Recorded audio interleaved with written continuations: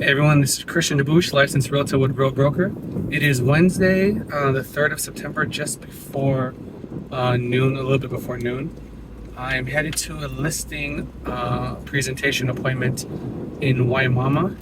It's a city I've heard wonderful things about. It was one of the cities we were actually thinking about moving to when we were still living in Colorado. We just happened to get a great deal here in Pinellas. So I made some calls on Labor Day weekend. Met a nice gentleman whose property had expired. Expired at a good price. However, it would have been the most expensive home in his subdivision and the third most expensive home sold in the last 160 days in Waimama had he sold anywhere near his list price. So that tells me, off the rip that he's overpriced. I did a lot of research in his subdivision, his town, zip code in general, and it's kind of fascinating. So in his area, there are 11 other properties on the market active, and on average, they've been on the market for like 100 days or more. There were only 3 properties in the last 100 days that sold, and all 3 sold within 45 days. So it was one of the things where normally I give, when I go to a listing presentation, I have 3 or more active on the market, 3 or more sold, and sometimes it's beneficial to have expired or canceled listings because it's kind of proof that the buyers have rejected this price and the sellers weren't accommodating. It tells a story for you. In this case, it's kind of interesting. I'll be showing all the homes that are active within about 4 miles of the subject property that I'm going to meet this gentleman at. I wouldn't normally go that far, but that part of Hillsborough, Waimama is kind of like a nice urban sprawl. So the density that we have in Pinellas doesn't translate. So I can go a little bit further and show homes more than a mile away. That having been said, the story that my CMA, or comparative market analysis, anyone who doesn't know the term, is going to show that there are competitive homes of his size. His home is actually almost 3,000 square feet. However, poorly priced homes sit on the market, as his previously did, for well over 180 days. There's one home on the market for 200 days, whereas every single sold home that has sold this year, well, since I guess February, sold within 2 months. Had one price reduction on average, and sold within about 90% of the original list price, 92 to 90% of the original list price. So that's the conversation I want to have with him, to show him how to accurately price the home. The home, when it expired around 789,000. Originally listed, I think 825. So that tells me that there are some expectations for the price. The price that the stories are telling me that I want to show him are that if we list the home, essentially immediately, go back on the market after, taking pictures, etc., we're going to have to do a price reduction closer to 600,000, which for this gentleman, this property reflects a loss of $130,000 of equity, like that. That is the downside of being in a buyer's market. That's the downside of having pandemic pricing in your head. And I met the gentleman over the phone, so I don't know him from Adam. He seemed like a really pleasant guy. He's a widower. And I don't want to come in as some flashy young hotshot saying, yeah, this $130,000 you thought you had coming, I'm sorry. But the story tells the difference, because the homes that did sell, I think all but 2 of the 3 were larger. Not substantially, but at least 200 square feet larger. And all 3 were newer. His home was built, I think, in 2004, and the ones that sold are between 2010 and 2017. So if he wants to be competitively priced to sell as quickly as they did, I'm going to recommend a price closer to 600, 625, that range. The homes that are on the market go from the 2000s, as his was built, to 2022. I saw this most recently built home that's on the market, but that home has been on the market for about 6 months almost. So my goal is to have him, with my iPad and the printout, see the story that the properties that are sitting, tells, so I can show and not tell. Because in selling, if you're talking more, you're losing more often. But if you can help the prospect in front of you see what you're trying to convey by just showing them, look, which home would you have paid 770,000 for? Just under his list price.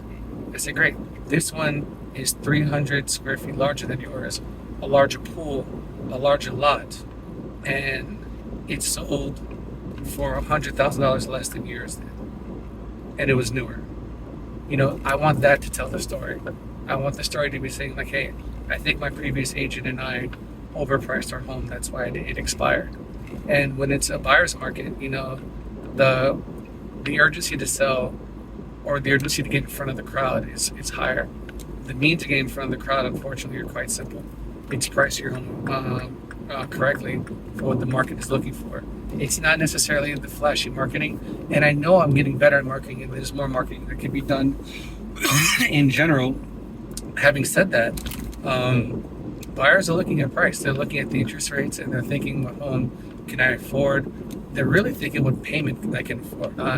Buyers aren't necessarily thinking this home is $600,000, I can afford it.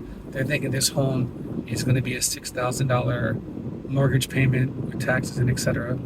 Can I swing that? So I'm going to basically try to use the evidence and the pictures and the dates in front of me to convey that message. And I hope the next time I update you guys, I can say I have a signed listing. Otherwise, I just hope to, provide value, provide honesty, provide my assessment, and I hope it conveys that I know what I'm talking about, and that,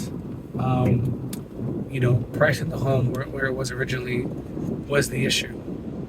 Sorry if you see me staring to the nth degree. I think the governor must be in town. I've seen the same 7 unmarked police cars going back and forth up and down Gulf Boulevard. It's just kind of interesting. So yeah, there's definitely a VIP in town. I don't know who it is. I don't know if it's the Secretary of State, the governor, or I forget if Florida has a lieutenant governor or whatever. But somebody's here because I think some major projects were announced in Tampa Bay and Pinellas in general. But I don't know. Anyway, it's off topic. So wish me luck on this presentation. I hope that the data that I've amassed and the information that I convey is persuasive. And I hope this gentleman decides to listen with me. And I hope he takes my advice because he doesn't seem like he's necessarily pressed to sell. If he's willing to wait 60 days and come back on the market or refresh listing, the price that we price it at could be way more persuasive, whether or not the interest rates have any movement in the next 60 days. But if I'm going to give him the price that I think would get the home on the market, get under contract, the shortest amount of time regardless. So we'll see. All right, talk to you guys later. Wish me luck.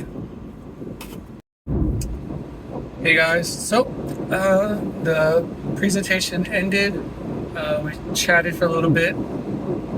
Didn't get the listing signed as of yet. The gentleman is interviewing several agents because he was pretty much burned by his last agent in terms of non-communications and etc.